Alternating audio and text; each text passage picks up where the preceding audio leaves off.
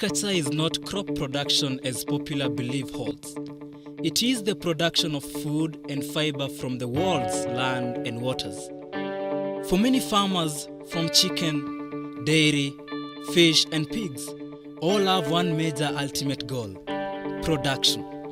But 43.5 kilometers from Egerton University, Njoro, a dairy farmer in Gogar farm, Rongai, chose to focus on the genetics.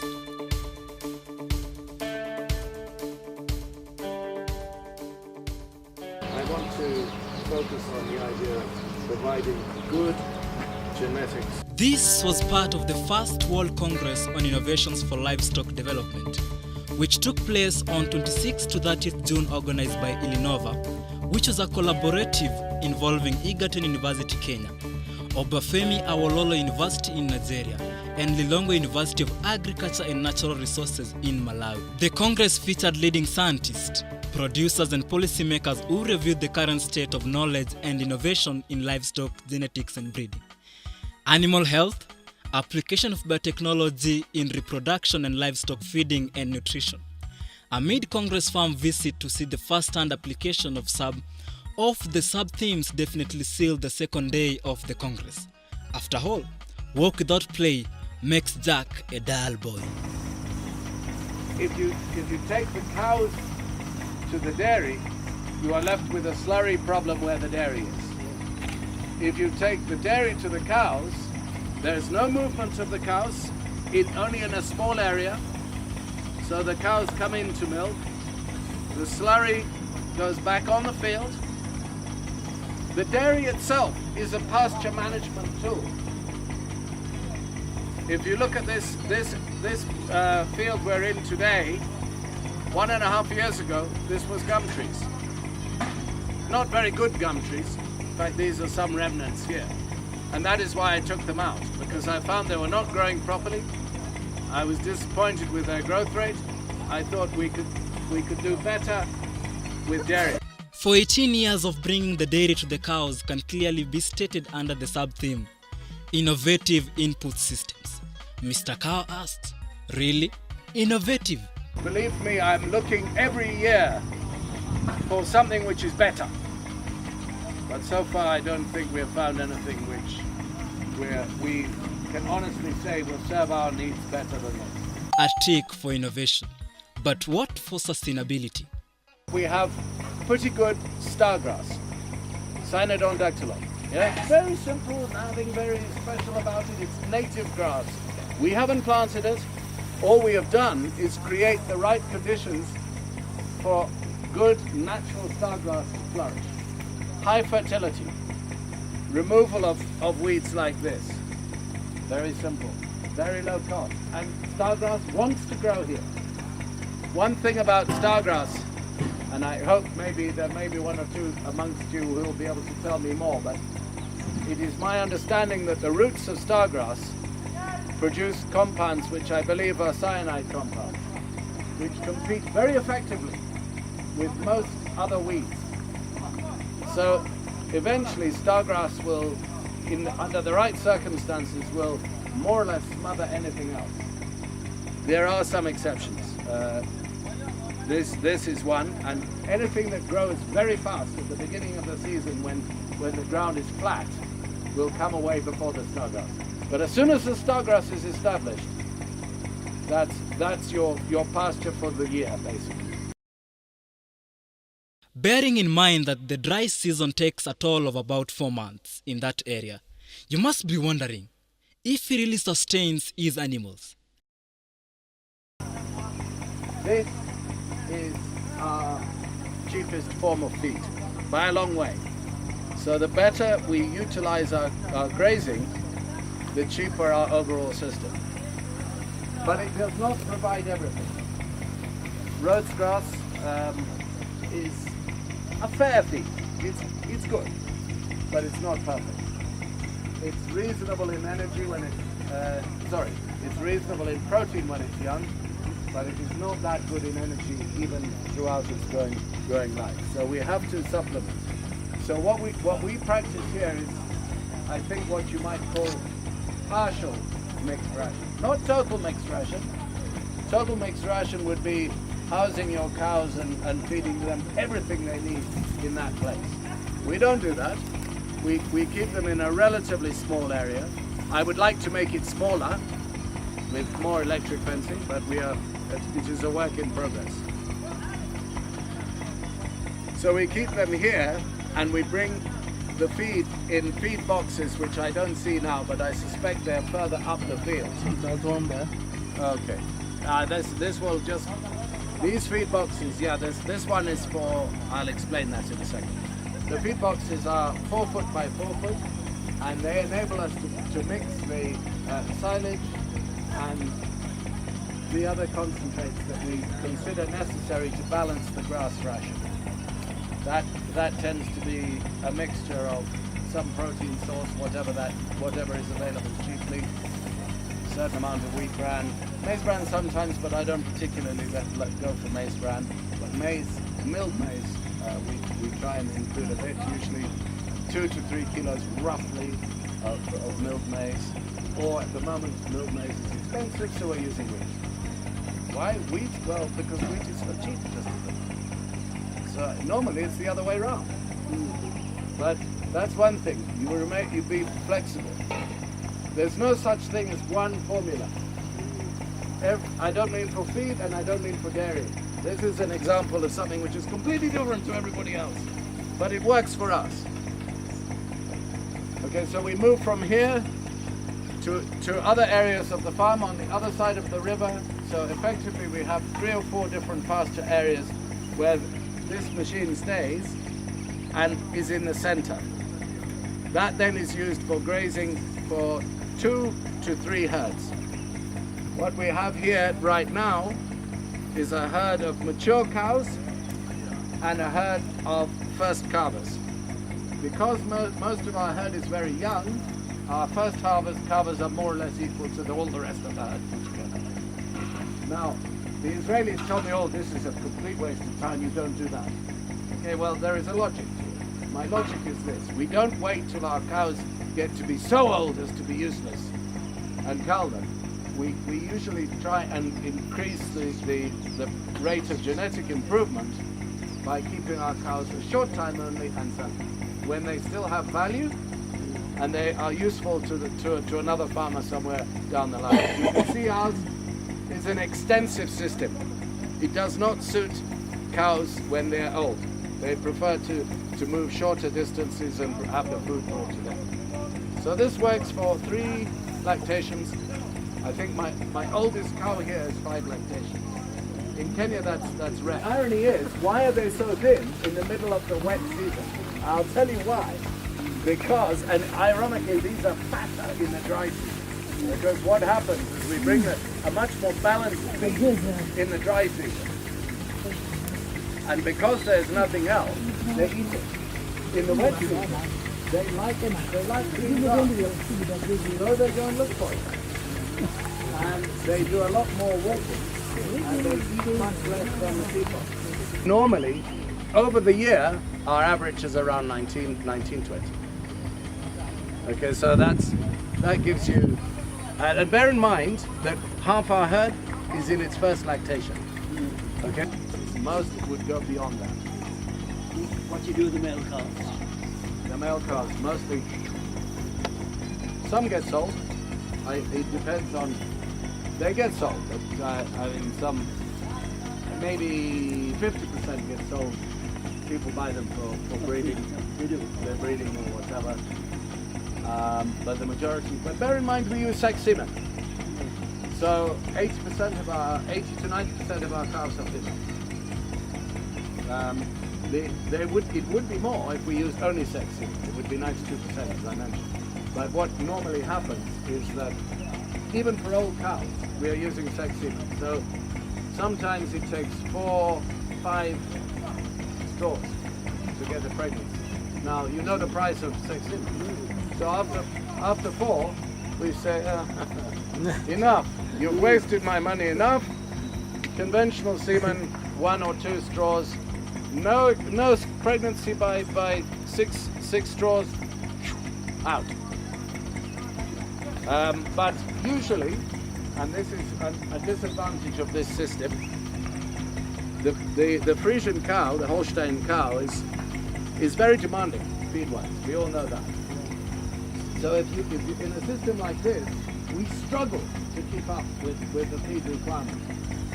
So the result of that is that cows will sometimes not come into heat for some period after calving. That's true in any system, but it's more true here. So yeah, it takes time, and if they don't thrive in this system, farmer's choice. Let's see the genetic part of it, shall we? So if we had full if our herd was normal, you would get probably a 22-23 average from twice a day milking, mostly off grass. Not bad. What is the highest you've ever taken in the past harvest? In terms of yield, 37 liters. That's a first carver which yeah, I mean, we've bred our own Frisians and Ayers and Jerseys. You can see we are mixed here. We try.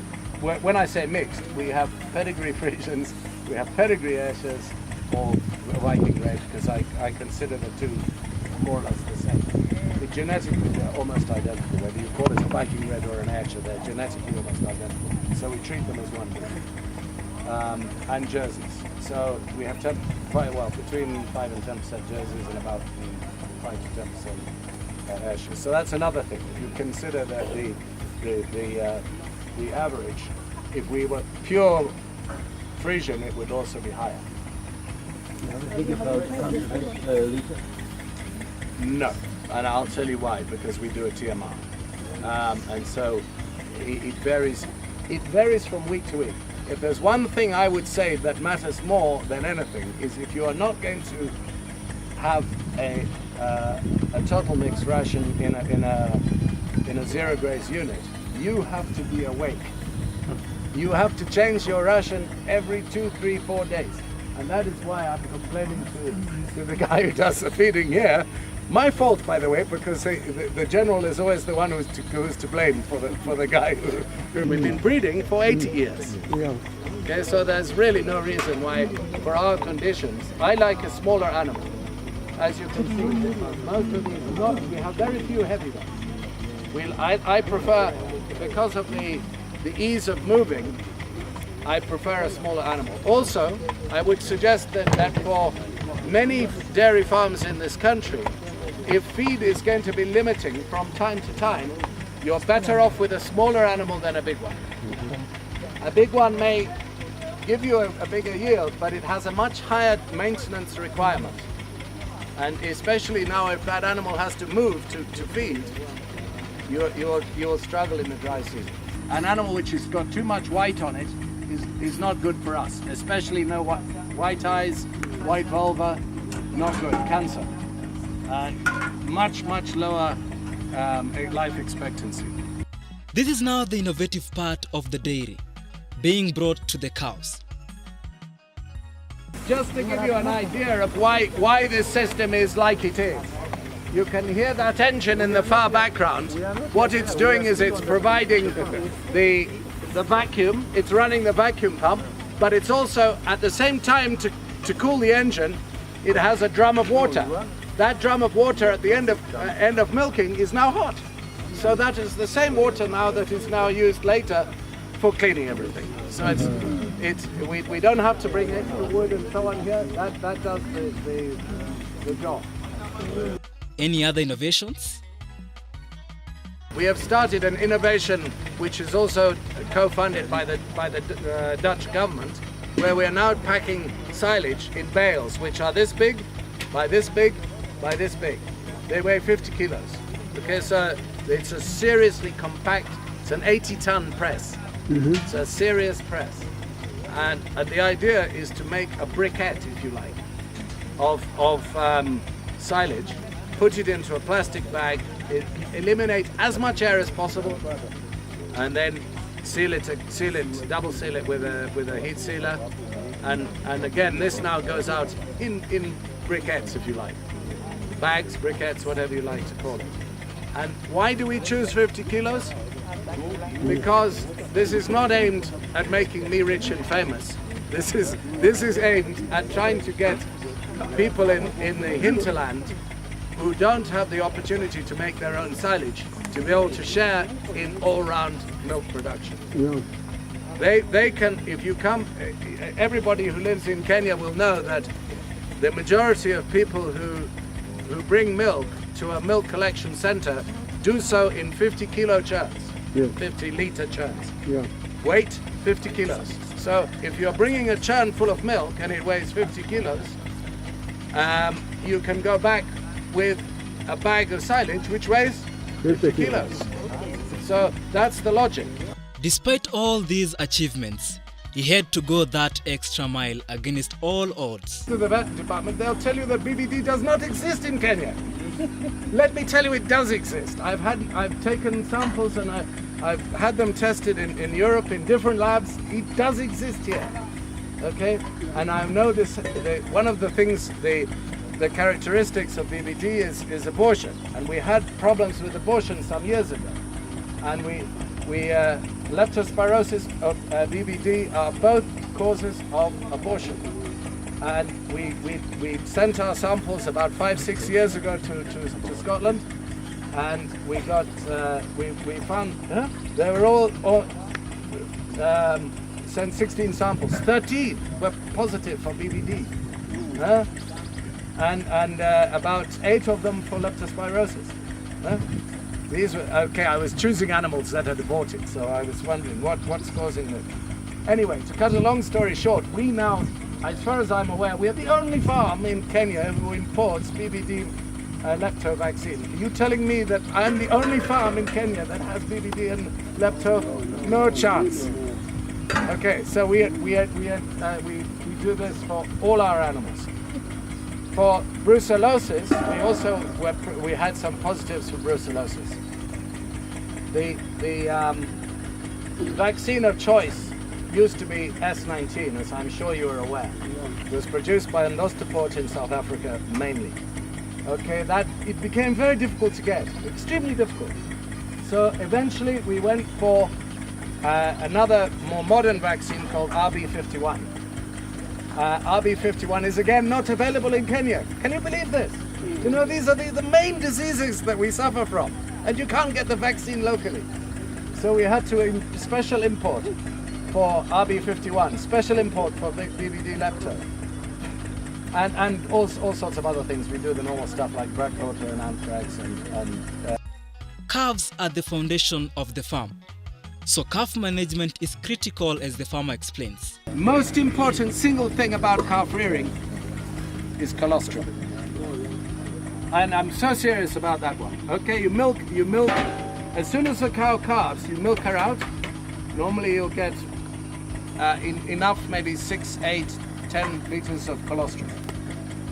Sometimes more, but that's what I would expect. That sort of thing. No, don't let them suckle. I was going to say nyanganya the cows, but take away the cows. Keep them separate. And at that point, what you do is you will make sure that they get enough. First of all, if we try and use a plastic thing with a teat, if they will suckle with that, that's good. If they don't, stomach chew. Make sure that they get we in the first 12 hours, notice that, 12 hours, by the way, no more than 12 hours, they must consume 6 liters. Why not let them suck the mother? Because they'll never drink 6 liters. It's interesting, but they don't. It's interesting. The reality is that since we've started that system, our deaths are very, very, very, very minimal. And there you have it.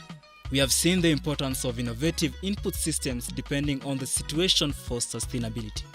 Value addition should also be part of the output as a diversification tool.